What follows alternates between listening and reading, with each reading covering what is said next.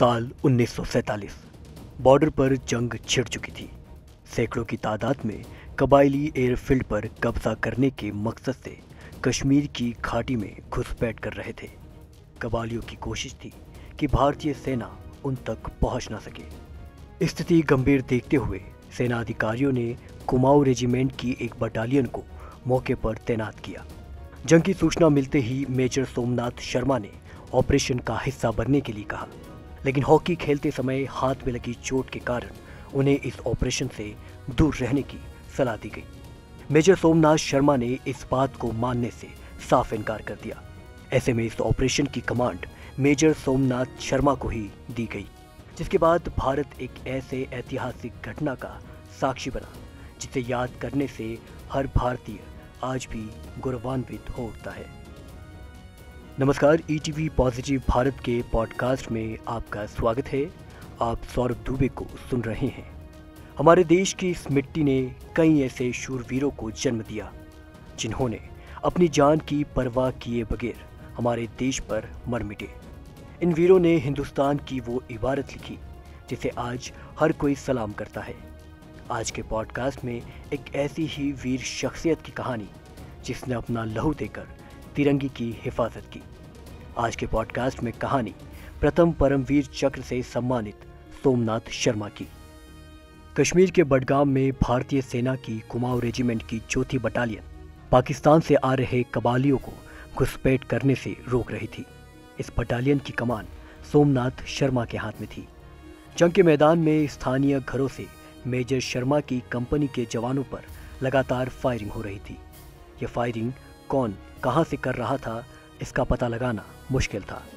ऐसे में जवाबी फायरिंग से आम स्थानीय लोगों को नुकसान पहुंच सकता था। मेजर शर्मा ने लोगों की सुरक्षा के मद्देनजर जवाबी कार्रवाई नहीं करने का फैसला किया। दुश्मनों की तादाद काफ़ी ज़्यादा थी। हर बीते मिनट के साथ मेजर शर्मा की टुकड़ी पर आतंकियों का दबाव बढ़ता जा रहा था। थोड़ी ही देर में करीब 700 आतंकियों और पाकिस्तानी सैनिकों ने मेजर शर्मा की कंपनी पर हमला कर दिया, जिससे कंपनी तीन तरफ से दुश्मनों से घिर गई। अब यह आतंकी मेजर शर्मा की टुकड़ी पर मोर्टार से हमला कर रहे थे। विपरीत हालातों के चलते यह जंग जिंदगी और मौत की बन चुकी थी। मेजर शर्मा समझ चुके थे कि अब स्थिति उनके नियंत्रण से बाहर होती जा रही है। बावजूद इसके उनकी टुकड़ी पीछे नहीं हटी, बल्कि उन्होंने मुस्तैदी से डटकर दुश्मनों का जमकर सामना किया। मेजर शर्मा के चोट के चलते एक हाथ में प्लास्टर होने के बाद भी वह खुद सैनिकों के पास भाग भाग कर हथियार और गोला बारूद पहुंचा रहे थे। इस बीच मोर्टार के हमले से बड़ा विस्फोट हुआ, जिसमें मेजर शर्मा बुरी तरह से घायल हो गए। वहां उनकी बटालियन लगातार दुश्मनों के खिलाफ लड़ती रही और यहाँ मेजर शर्मा की सांसों की डोर धीरे धीरे टूटने लगी और फिर वह जंग के दौरान ही भारत माँ की इस मिट्टी में वीर गति को प्राप्त हो गए। वीर मेजर सोमनाथ शर्मा अपनी आखिरी सांस तक अपने देश के लिए लड़े। 700 के मुकाबले 100 सैनिकों के बाद भी मेजर शर्मा और उनकी टुकड़ी ने 200 आतंकियों और सैनिकों को ढेर कर उन्हें आगे बढ़ने नहीं दिया और इस मुठभेड़ में करीब 20 जवान शहीद हुए। मेजर शर्मा की वीरता और देश प्रेम को देखते हुए उन्हें 21 जून 1950 को देश के पहले परमवीर चक्र से सम्मानित किया गया। तो यह थी कहानी भारत के पहले परमवीर चक्र विजेता सोमनाथ शर्मा की।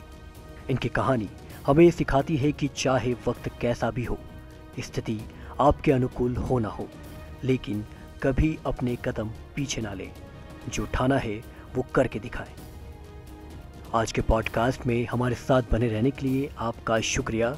आपका दिन शुभ हो।